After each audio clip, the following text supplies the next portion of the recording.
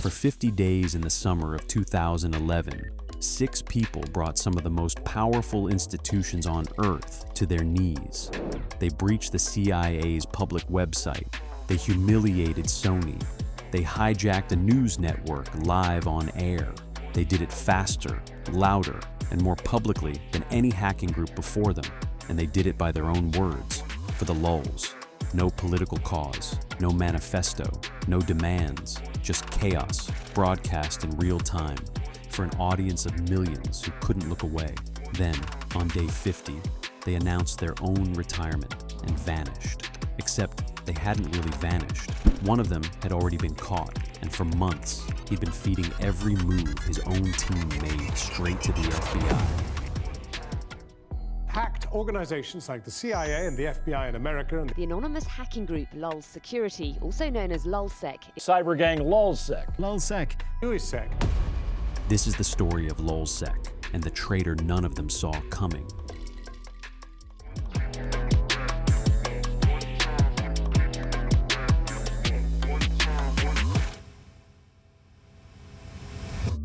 To understand LulzSec, you have to understand where it came from. In late 2001 and early 2011, the hacktivist collective known as Anonymous was at the height of its power. Anonymous wasn't really an organization. It was a loose, leaderless swarm of people online, united by shared targets and a shared sense of humor. They'd taken down websites in support of WikiLeaks. They'd targeted companies they saw as corrupt or hypocritical. It was chaotic, but it had a cause. A small group of anonymous members felt that cause was getting in the way of the fun. They wanted to hack not to make a point, but because they could, because it was funny, because watching a powerful company scramble in public was to them the entire reward. In May 2011, that small group broke away and formed their own crew. They called themselves LulzSecurity, LulzSec for short. The name came from lulz, internet slang for laughs, usually at someone else's expense, and security, a mocking nod to the fact that they were about to prove almost nobody's security actually worked. There were about 6 core members, most of whom had never met in person and knew each other only by usernames. Sabu, Topiary, Kayla, T-Flow, AV Unit, Pound Sauce. None of them knew each other's real names. None of them knew what country the others were even in. That anonymity was the entire foundation the group was built on. It was also, eventually, the thing that would destroy it.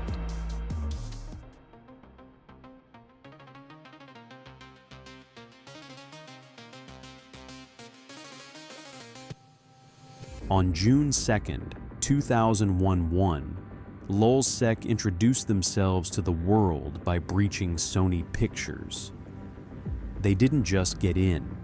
They published the personal data of over 1 million user accounts and did it with a public statement mocking Sony's security as a joke. It wasn't a quiet breach. It was a performance. 5 days later, they turned to PBS, the American public broadcaster, after PBS aired a documentary about WikiLeaks that LulzSec considered unfair. They didn't just breach PBS's systems. They planted a fake news story on the PBS website claiming that the rapper Tupac Shakur, dead since 1996, was alive and living in New Zealand. It was absurd. It was also proof of exactly how deep they'd gotten inside a major news organization's infrastructure and how little anyone could do to stop them. Then came the CIA. On June 1st, 2011, LulzSec knocked the Central Intelligence Agency's public website offline. It wasn't a breach of classified systems, but the symbolism was enormous. If you could take down the CIA's website, even just its public face, what exactly was safe? They didn't stop. Nintendo, Fox.com, an Arizona police department where they leaked internal documents and personal information of officers, framing it as retaliation against law enforcement tactics they opposed. Every single hack was announced publicly on their own Twitter account in real time, often with jokes, memes, and taunts aimed directly at their victims. They gave themselves a tagline, "Laughing at your security since 2001." Traditional hacking groups tried to stay hidden. LulzSec did the opposite. They wanted the attention. They wanted people watching, and people were watching. Their Twitter following exploded into the hundreds of thousands within weeks. News outlets that had never covered hacking before were suddenly running segments about 6 anonymous internet users nobody could identify. For a brief moment in the summer of 2001, LulzSec wasn't just a hacking group. They were a kind of dark celebrity, untouchable, unpredictable, and seemingly having the time of their lives. But underneath the jokes, something was already going wrong.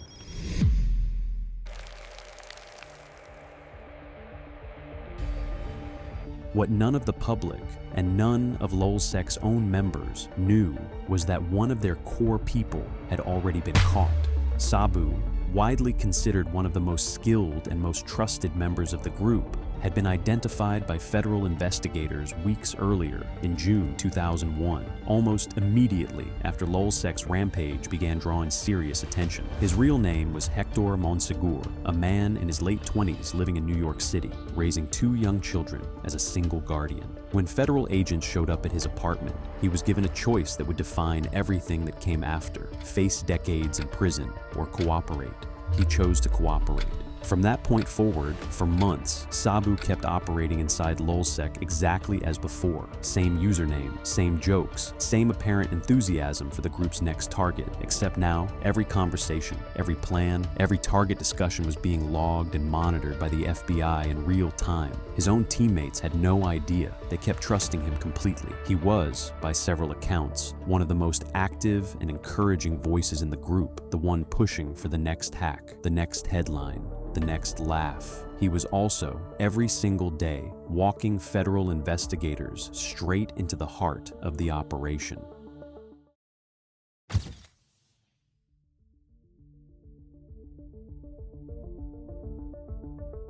This is the part of the story that makes LulzSec different from almost every other hacking group in history. It's not just that they got caught, it's how they got caught. For roughly 6 months, Sabu continued participating in operations, sometimes under the newer banner, Anti-Sec, a successor project LulzSec launched after their official 50 days retirement announcement.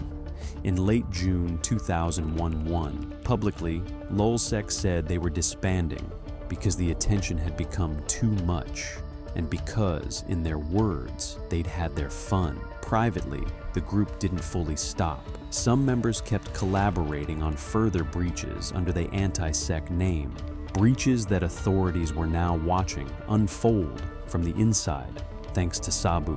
Every target discussion, every plan to breach a new company or agency, every private chat where members let their guard down, joked about their real lives, or made small mistakes about their identities. All of it was visible to investigators because their most trusted member was reporting it directly. It's hard to overstate how effective this was. Traditional cybercrime investigations rely on painstakingly tracing digital footprints, IP addresses, server logs, a slow, technical grind. The FBI didn't need most of that here. They had a direct line into the group's internal conversations, months before a single arrest was made public.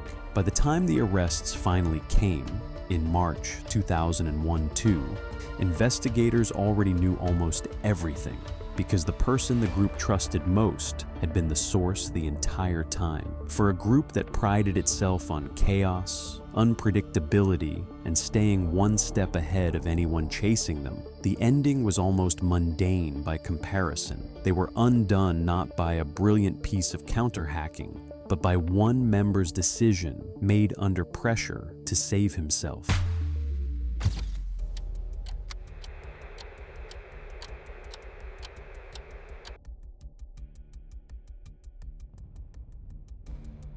In March 2001-2, arrests connected to LulzSec and anti-sec were announced across multiple countries simultaneously.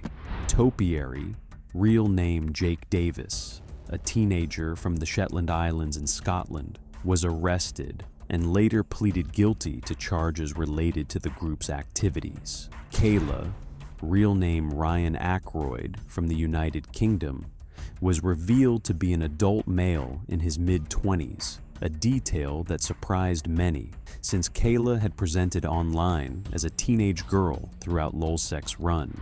T-Flow, real name Mustafa Al-Bassam, a teenager at the time based in London, was also arrested and charged. Poonsauce, real name Ryan Cleary, faced additional charges tied to broader botnet activity beyond LulzSec itself. And Sabu, Hector Monsegur, was revealed publicly as the informant who had helped bring the case together, having been cooperating with the FBI since shortly after his own arrest, nearly a year before the others were taken into custody. The sentences that followed varied. Several members, given their cooperation, youth, or the specifics of their charges, received relatively light sentences, community service, suspended sentences, or time served, given how long the investigation had already run. Sabu himself, due to his extensive cooperation, ultimately received a sentence of time already served. For a group that had spent 50 days as the most feared hacking collective on the internet, the legal ending was almost anticlimactic.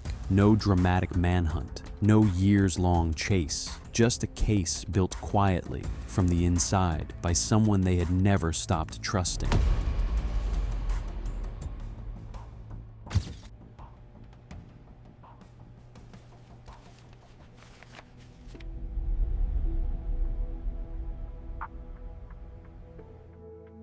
LulzSec lasted 50 days. In the history of cybersecurity, that's barely a footnote in terms of duration, but its impact outlasted its lifespan by years. Company after company was forced to publicly confront how little their security had actually protected them. Sony, PBS, the CIA's own web infrastructure, institutions with enormous resources and reputations had all been humiliated by a handful of people who, in some cases, weren't even old enough to vote. LulzSec also left behind an uncomfortable question that cybersecurity researchers still discuss today.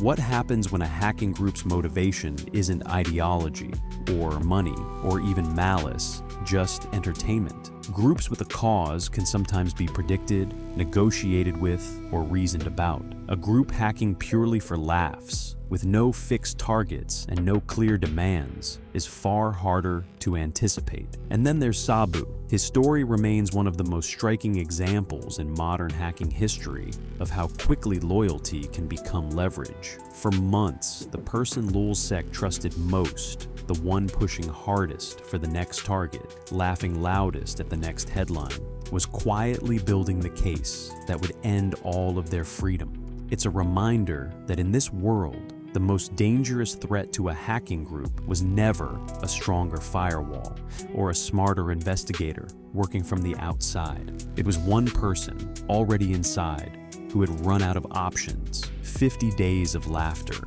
followed by years none of them were laughing at all.